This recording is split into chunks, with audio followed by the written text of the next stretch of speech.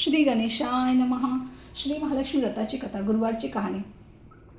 श्री लक्ष्मीची कृपा आपल्यावर व्हावी, तिने आपल्या घरात वास करावा, पैसा शांती समाधान घरात नांदावे. श्री महालक्ष्मीचे व्रत करतात. हे व्रत केल्याने मनातील सर्व इच्छा पूर्ण होतात. श्री महालक्ष्मीची अनेक नावे अनेक रूपे आहेत. पार्वती, सिंधुकन्या, महालक्ष्मी, लक्ष्मी, राजलक्ष्मी, गृहलक्ष्मी, सावित्री, राधिका, रासेश्वरी, चंद्रा, गिरिजा, पद्मा, मालती, सुशीला अशा विविध नावांनी श्री महालक्ष्मी ओळखली जाते. असे या सर्वांभूती असलेल्या श्री महालक्ष्मीची ध्यानी घ्यावी अशी ही कहाणी आहे. द्वापार युगातली आपल्या भारतातील सौराष्ट्र देशात घडलेली. तेथे एक राजा राज्य करीत होता. त्याचे नाव भद्रश्रवा. तो शूर होता, दयाळू होता आणि प्रजादक्ष होता. 4 वेद, 6 शास्त्रे, 18 पुराणे यांचे ज्ञान त्याला होते.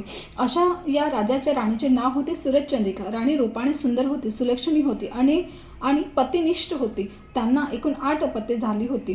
7 पुत्र आणि त्यांच्यानंतर झालेली एक कन्या. राजा राणीने कन्याचे नाव शांबाला ठेवले होते. एकदा देवीच्या मनात आले, आपण राजाच्या राजप्रसादी राहावे, त्याने राजा आणखी सुखी होईल, प्रजेलाही तो आणखी सुख देईल.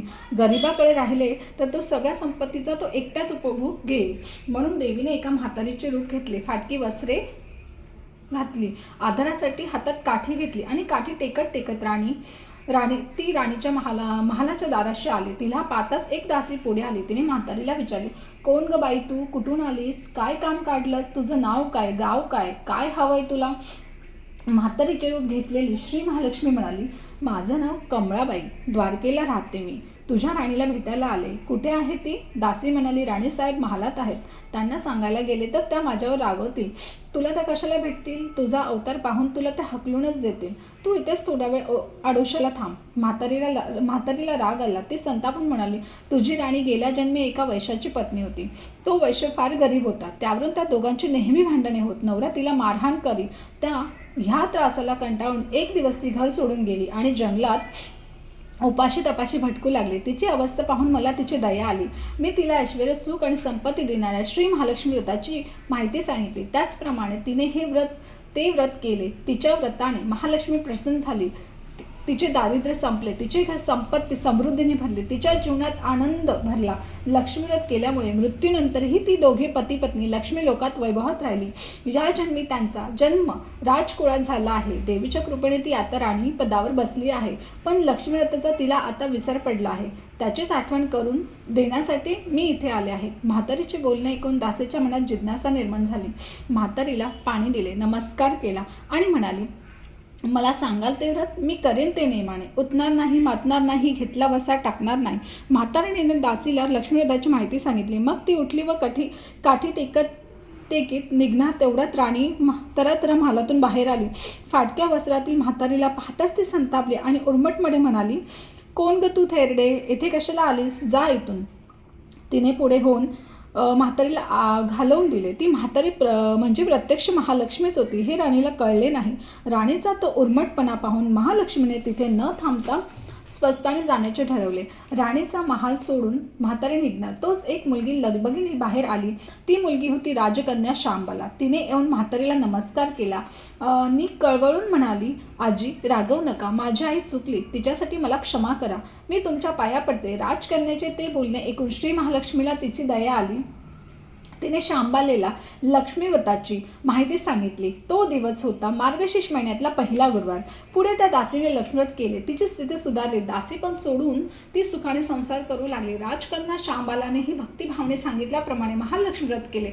सगळे नेमधर्म पाळून दर गुरुवारी तिने व्रत केले. शेवटच्या गुरुवारी उद्यापन केले. लवकरच शांबालेचा विवाह मालधार नावाच्या राजपुत्राशी झाला. तिला राजवैभव मिळाले. लक्ष्मी व्रताच्या प्रभावाने तिचा संसार सुख समाधानात चालू लागला. पण इकडे भद्रेश्वर व राणी चंद्रिका यांना हळूहळू वाईट दिवस दिसायला लागले. त्यांची राज्य गेली. त्यांचे सगळे वैभव ऐश्वर्य लयाला गेले. चंद्रिका राणी होती ती स्थिती आता बदलली. अन्न पाण्यालाही ती महाग झाली. भद्रश्रवाला फार वाईट वाटे, पण तो तरी काय करणार. एक दिवस चिंतेने उगवत होता तसाच मावळत होता. एक दिवस भद्रश्रवाला वाटले मुलीकडे जावे, तिला पाहावे आणि 4-8 दिवस तिच्याकडे राहावे. त्याप्रमाणे तो जावयाच्या राज्यात आला. चालून चालून तो खूप दमला होता. म्हणून थोडा वेळ विश्रांती घेण्यासाठी तो एका नदीच्या काठी बसला. राणीची दासी नदीवर येत होती.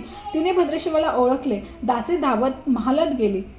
राजाला बातमी सांगितली. शांबालेलाही ते समजले. शांबला आणि मालधराने रथ पाठवून भद्रशिवाला मोठ्या मान सन्मानाने राजवाड्यात आणले आणि त्याचा आदर सत्कार केला. काही दिवस जावयाच्या आणि मुलीच्या पाहुणचार घेत भद्रशिवा राजवाड्यात राहिला. आता परत जायचे विचार त्याच्या मनात घोळू लागले. जावयाला त्याने तसे सांगितले. जावयाने संमती दिली. भद्रशिवा परत जायला निघाला तेव्हा शांबलाने एक हंडा भरून धन पित्याला दिले. तो हंडा घेऊन भद्रशिवा घरी आला. मुलीने धनाने भरलेला हंडा दिला आहे हे ऐकून सुरचंद्रिकेचा आनंद गगनात मावेना. घाईघाईने तिने हंड्यावरचे झाकण काढले. आत पाहते तर काय, हंड्यात धन नव्हतेच, होते फक्त कोळसे. महालक्ष्मीच्या अवकृपेने हंड्यातल्या धनाचे कोळसे झाले होते. चंद्रिकेने कपाळावर हात मारून घेतला. भद्रशिवा हा चमत्कार पाहून चकित झाला होता. दुःखाचे दिवस संपत नव्हते, दारिद्र्याचे भूक सुटत नव्हते. सूरजचंद्रिकेला एक एक दिवस काढताना जीव मेटाकुटीला येत होता. एक दिवस सूरजचंद्रिका मनातही लेकीला भेटायची इच्छा निर्माण झाली. त्याप्रमाणे ती लेकीच्या घरी जाण्यासाठी निघाली. तो दिवस होता मार्गशीर्ष महिन्यातला शेवटचा गुरुवार. सूरजचंद्रिका लेकीच्या घरी पोहोचली तेव्हा शांबला व्रताचे उद्यापन करीत होती. शांबालेने आईकडूनही महालक्ष्मी व्रत करून घेतले. 4 दिवस मुलीकडे राहून सूरजचंद्रिका परत आपल्या गावात आली. लक्ष्मी व्रत केल्यामुळे काही दिवसातच त्यांना त्यांचे पूर्वीचे वैभव परत मिळाले. राज्यप्राप्ती झाली. पुढे काही दिवसांनी आई वडिलांना भेटण्यासाठी म्हणून शांबला माहेरी आली. पण बाप भेटायला गेला असताना त्याला शांबालाने कोळसा भरलेला हंडा तरी दिला होता, पण आपल्याला मात्र काहीच दिलं नाही. हा राग राणीच्या मनात होता. त्यामुळे शांबलेने व्हावे तसे स्वागत कोणी केले नाही. राणीने एक प्रकार तिचा अपमानच केला होता. पण शांबलीला आईचा राग आला नाही. ती पुन्हा आपल्या घरी जाण्यासाठी निघाली. निघताना तिने पूर्वी बापाला दिलेला हंडा परत घेतला, त्यात मीठ भरले व तो हंडा घेऊन ती आपल्या सासरी आली. स्वगृही आल्यावर मालधराने शांबलेला विचारले, माहेरून काय आणलंस? शांबलाने बरोबर आणलेल्या हंड्याकडे बोट दाखवले. मालधराने झाकण काढून आत पाहिले तर हंड्यात मिठाचे खडे. मालधराने चकित होत पत्नीला विचारले, हे काय? या मिठाचा काय उपयोग? शांबला म्हणाली, थोडं थांबा म्हणजे कळेलच. त्या दिवशी शांबलाने कुठल्याच पदार्थात मीठ घातले नाही. सगळेच पदार्थ अळणी.